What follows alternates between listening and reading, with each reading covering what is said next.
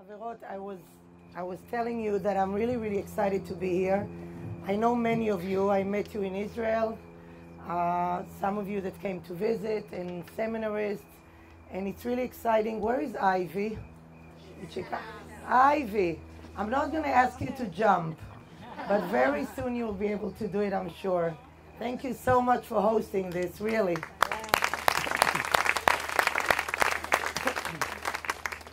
The last time I was here was at Ivy's house. It was 7 years ago, and it seemed that, I don't know how 7 years passed, but we're back here again, and thank you again so much. Chaverot, before I begin, I want to tell you that I came today at noon. I met with Debbie and with Liz Rader, and Liz took me to your new national office. The staff people from the national office, where are they, that I met today?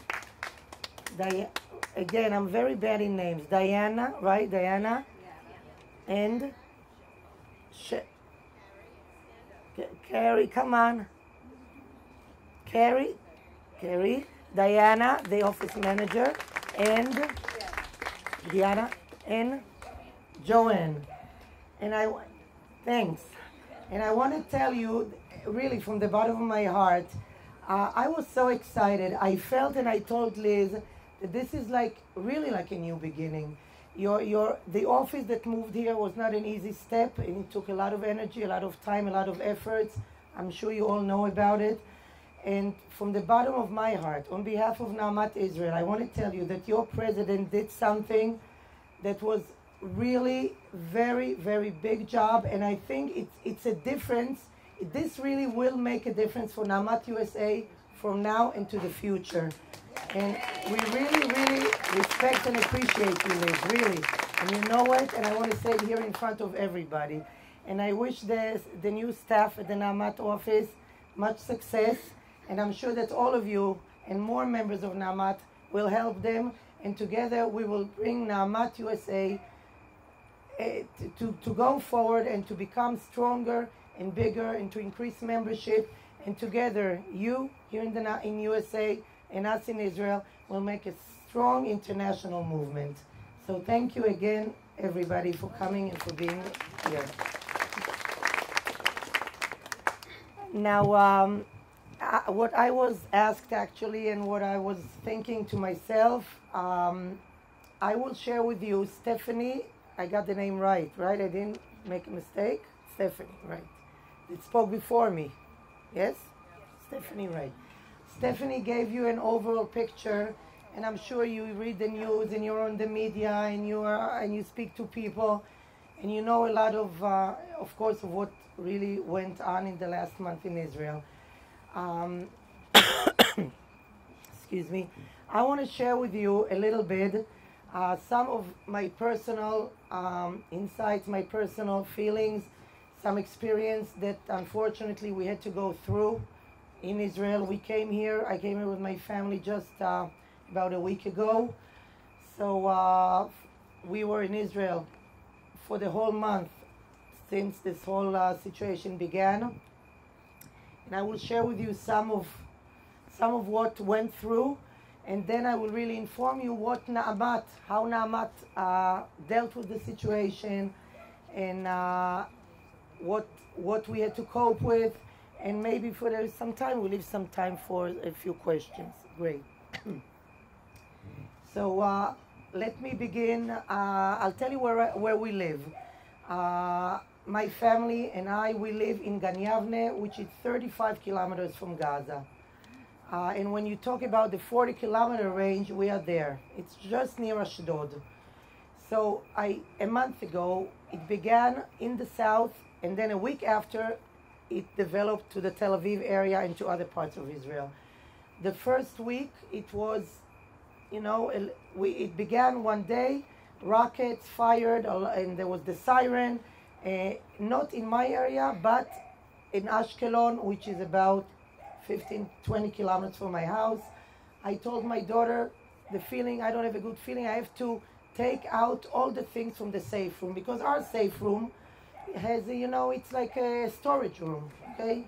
We hope that it will be just for storage. But unfortunately, in the last years, every so often we have to take out the luggage, we have to take out everything and prepare it. So I, to feel safe, I said maybe nothing will happen, but let's, for sure, let's do it just to be safe and sure. So we cleared out the safe room. A few hours afterwards, there was the first alarm, the first siren, red alert alarm in Ashdod, in the whole surrounding area. You have to understand, when I talk about it, I feel like almost shivering in my body, because you have to understand, you live your life, okay? And things should be as usual. All of a sudden, you hear like 100 ambulances at once. Over your head, there's a big siren, and we have 45 seconds to come into the safe room. In my area, it's 45 seconds. In Sderot, 15 seconds, 30 seconds in Ashkelon, 45 seconds in Ashdod, where I live. Tel Aviv is a minute and a half. Now, 45 seconds, you can be in the shower, okay? You're in the shower, or you walk out to your car, or you drive, or you just do shopping in the area to buy something. It's crazy. You have to run at the same spot from wherever you are and get into the safe room. Now, the first week was just in the southern area, and then from day to day, there were more and more rockets. In the last month, I think Stephanie referred to it, in the last month in Israel, 3,300 rockets were fired. 3,300 rockets in 4 weeks to 80% of the population. This is an unbearable situation. It's an unbearable reality. I think no country in the world would bear with it. If you think that from New York, from the East Coast until Colorado, that's about 80% of USA population would be under threat of rockets. And it could catch you anywhere. Now, the life in Israel, when this began, of course, the schools in my area, they stopped the schools. There are no schools, and the kids, the children really don't know. It's very hard to cope with it. As a matter of fact, when we came to New York about a week ago, every ambulance siren, my daughter jumped, and me too. We woke up at night a few times just because an ambulance passed our window, because it's so much into you. You live with it. So it's already, it's very hard. Only the last few days, it stopped. But the first week, I remember my daughter and me every time in my, Azaka. Azaka is a red alert. I said, no, we're in New York, it's not a red alert. So you must understand, this is really impossible situation. Now what happened is, the daily life really changes. We had to drive to work. So we drive to work in the morning. Once we get into the car, I kept in my car a sheet, a big sheet, because while I'm driving it, a few times it happened that there was a red alert while I'm driving. So we stopped the car wherever we are, and I took a sheet, because if I'm dressed, I don't feel like being all dirty with the sand. I threw the sheet, and I lied on the ground. Sometimes when I didn't have it, I just fell, and you have to put your hands on your head in case there is the rockets, and even if they are intersected by the Iron Dome, there are parts, small parts. What do you call it? Shrapnels. Shrapnel? Okay, there are shrapnels, could be all over. 3 weeks ago, I spoke to Liz on the phone, and I told her it was Thursday afternoon. I left Tel Aviv quite late. I left the office. Just before I left, there was a siren in Tel Aviv, which caught me on the way to my car. I ran back to the office. I had a minute to run to a safe room. I came to my car. I drove back home. Twice on the way, the red alert siren caught me. Once in Rishon LeZion, and then one next to Ashdod. It was really, it's very horrifying. I'm alone in the car. It's dark. And all of a sudden, and I keep my radio open. Now, in Israeli radio, all during the war, when they are talking of if there are songs, when there is an alarm anywhere in Israel, they say, Azaka Ashdod, in Ashdod, okay? Red alert in Ashdod, red alert in Tel Aviv, red alert in Rishon LeZion. So right away you have to stop your car, and you're in a traffic jam, and there are many cars. Imagine how it would be here. So we have to stop, and it's also scary, because by the time you stop, sometimes you drive fast. You have to right away slow down, get to the side, and go on the ground. And I did the same day. It happened twice. It was Thursday, about 2 weeks ago. I'm sure my daughter remembers it because I called them right away. We call each other right away because we hear everywhere where they are. So I told my daughter, my son, they were at home. Don't worry, everything is okay. 5 minutes later, they called me that they had 3 in a row in Ashdod, in Gan Yavne, near where I live. 3 in a row. I came home 10 minutes afterwards, and then it happened that one of the rockets that fell was about 200 meters from my house, like from here to the end of the pool, a little less than 200 meters. Like here to the entrance of Ivy's house, we had a rocket just near my house. And I have a picture of it on my cell phone until today. So it's crazy. I came, I parked my car. I actually didn't know that it fell so close because my daughter told me it was really scary because they heard a very loud blast in the intersection and they went into the safe room and then there another one and another one. And she said it was louder than ever. When I came, I saw police cars coming near my home and the fire department, and it happened very, very close to my house. 2 days after, on Shabbat, a rocket fell in a playground, which is also a few minutes from where we live. And this is crazy. This is just personal, pictures that I remember and I see. But it happened a lot of times. It happened to many people in Israel. It happened to them on the way to work. It happened while you are at work. It happens when you're at home. Young children do not go to their friends. You know, everybody's at home. And when you drive, even 5 minutes drive, you're scared. But you drive because they were on vacation. They want to see their friends. So you drive them and you hope nothing will happen. But they don't walk on the streets. You don't see people walking on the streets. You see people going to a supermarket to buy food, coming right away back home. All places that do not have a safe room, nobody goes there. If there are small stores or things like that, they have no business because people would just not go to buy with stores that there are no safe rooms. And this was the reality in Israel for the last month. In Be'er Sheva, in Rishon LeZion, in Ashdod, in Tel Aviv. Think of New York. Think of New York, Tel Aviv. I think that the American people would not bear one rocket falling in New York from anywhere in the world. Okay? So this was really, really, really impossible situation. And I want to tell you that if Israel would not have had the Iron Dome, I don't want to think of what would have happened.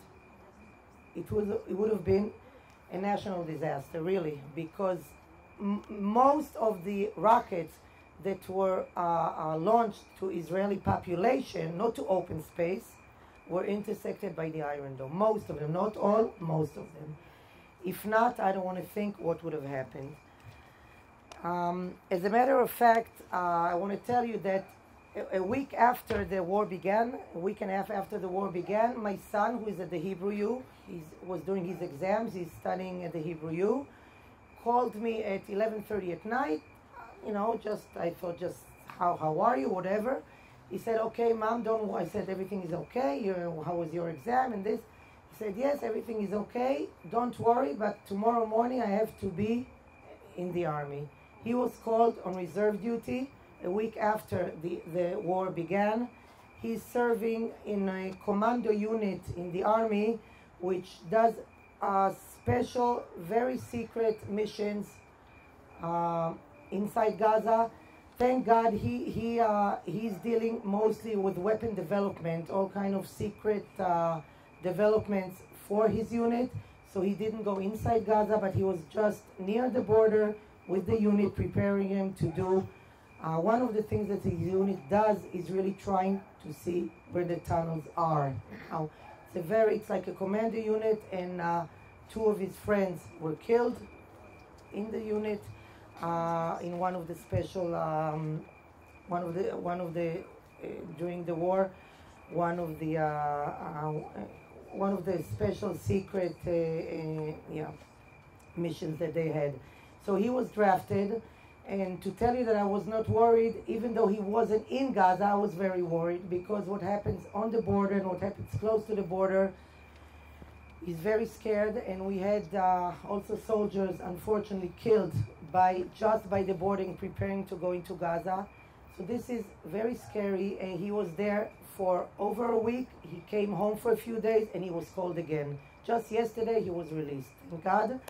And but this is really a situation that is crazy. On the one side, you have the population having to cope with everyday life and everyday threat, and on the other hand, we have our soldiers. And in Israel, every family has soldiers that they know. It's either your neighbor or your family or your cousins and relatives or friends. Every family in Israel has soldiers, and they are worried about them.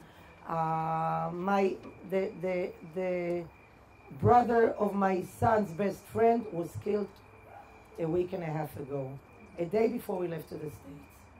I was at their family, I came to the family. I must tell you, sitting there and looking at the mother, there are no words. You don't. He's 27 years old. He was the brother of my son's best friend. Live a few streets from our house.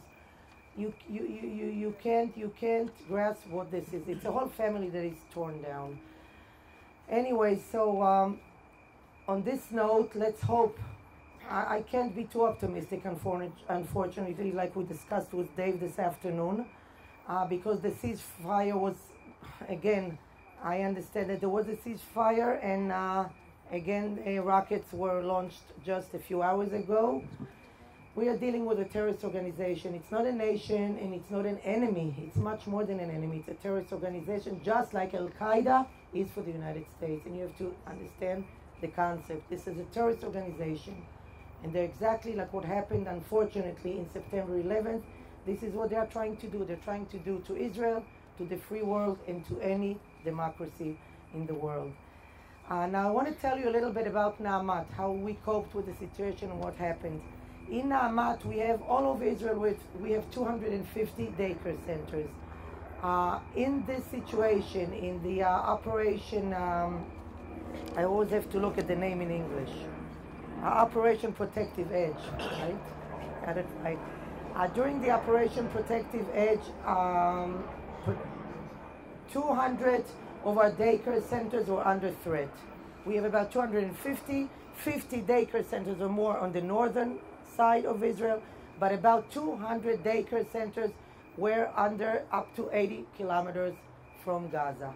Now, the daycare centers that are very close to Gaza, up to 40 kilometers, were closed because it was so dangerous that the Home Front Command enforced everybody to close these daycare centers. But all the daycare centers from 40 kilometers, which includes Be'er Sheva, which includes Rishon LeZion, Tel Aviv. Be'er Sheva is very close. It's just 40 kilometers. They were all open. It was very, very tense. It was almost impossible. I went one morning to visit some of the daycare centers in that area that are open. The caregivers are terrified. They have red alerts during the day while they're with children. Imagine in each classroom, let's say 30 children, 25 children with 3 caregivers. In 45 seconds, they have to take 25 babies and run with them to a safe room. It's impossible. What I wrote to you, if some of you read the emails that I wrote about Yerucham. Yerucham is not far from Be'er Sheva. It's a developing town. We have a daycare center in Yerucham. There were 2 alerts, one after the other. It was they were terrified at this daycare center. It felt very close to the daycare center. Children were crying and were hysterical. The caregivers, as much as we try to talk and to teach and to explain, it's impossible. It's really impossible. It's very, very scary. We had a rocket falling about 200, 300 meters from a daycare center in Tel Aviv of AMAT, in south of Tel Aviv. You must understand that many of the children are really traumatized. What you hear about the children in Sderot, seminarists, remember we went to Sderot and we talked about it. Now the children in Sderot already, for years it's been going on. And if you remember, we were told about the trauma of the children. This is what is happening now to many of our children. And this is one of the reasons that what we are doing now is doing all kind of special workshops for the children and the caregivers together, with their parents in areas that were mostly hit in the last month, to overcome, to try to cope with the trauma, to do some relaxation sessions, all kind of different programs.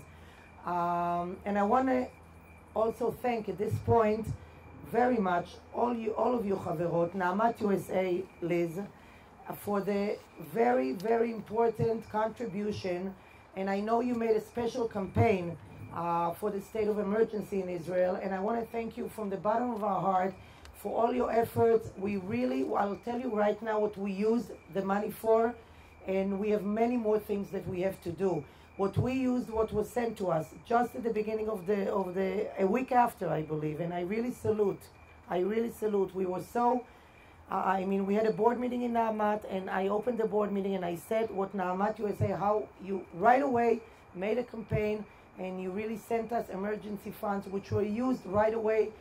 First of all, to buy a barricade. You know, the big barricade that are stations like in Sderot, like it's a safe room that is mobile, that you can move it from one place to another. We had to bring one to our youth village in Kanot. We had to bring some to our daycare centers where they don't have a good safe room. So this is one of the things that we did. We had to add caregivers. We had to have much more caregivers in our daycare centers. So we had to employ more women on this certain emergency to have more caregivers with the children. By the way, some of our caregivers did not come to work because they were afraid or they were with small children. Not everybody can cope and go to work at this kind of a situation. So we had to add caregivers to our daycare centers. We had to purchase more equipment to our safe rooms. We installed many air conditioning in many of our safe rooms on the spot when it happened. We did it very, very quickly, very dramatically. We used all the funds to do it. In addition, we planned and we began already, and we will continue with this just after the break of the daycare centers. Now they're in a short summer break. We are doing, as I just mentioned, special programs for the caregivers and the children to cope with the situation. All kind of relaxation workshops, all kind of overcoming the traumas. We will be doing it on the first stage in 55 daycare centers, because we are waiting, hopefully, to get more funding. Also, at the other countries of Naamat in Canada, Brazil, made a nice campaign, and we will continue and we will increase it in more daycare centers that we need. And this is very, very important. Very, very important for the children, for the caregivers just as well, to continue living life as usual. I also want to tell you, unfortunately, one of our caregivers in Tveria lost her son, 20 years old. This Galia Volach, our president, I spoke to her 2 days ago. She told me the last days of the war, one of Naamat caregiver lost her 20-year-old son. And you have to understand, in Tiberias, it's like many other cities in Israel, it's like a big family, and Naamat, all of the Naamat workers on that region are really in shock. They all know the family, and this child was 20 years old. You know, it's really unbearable, and you can really not cope with such a situation. I want to tell you one more very interesting information regarding Naamat. We have a daycare center in Be'er Sheva in Soroka Hospital. Okay, Soroka is the biggest hospital in Be'er Sheva. There are hundreds of wounded soldiers in Be'er Sheva in the hospital. Now, the daycare center of Naamat are closed for the summer renovation. Just from August 10th, they are closed for 2.5 weeks. They turned to us, the staff and the director of the daycare center asked Naamat to keep the daycare center open in the hospital because the workers cannot take vacation. They must treat the soldiers. They must stay in the hospital. So we kept the daycare center open all through the summer vacation, because the employees who work at the hospital cannot take even a break, even a vacation. They have hundreds of soldiers that they have to take care of.